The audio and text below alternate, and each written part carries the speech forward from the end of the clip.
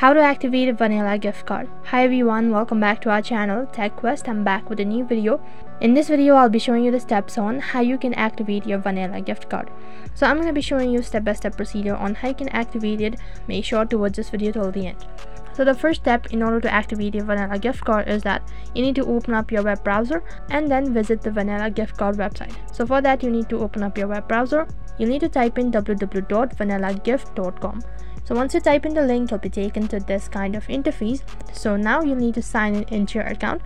If this is your first time, then click on account setup to create one. After you're logged into your account, you need to enter the 16-digit card number and a 3-digit PIN in the required field. Next step is to create a 4-digit PIN as you would like to do it normally for the ATM card. Once done, tap on activate, which will be right at the bottom, and that is how you can activate your Vinilla gift card. So that is how simple it is to activate your Vinilla gift card. That is all for this video. I hope the video was helpful. Make sure to like, share and subscribe to our channel. Thank you for watching.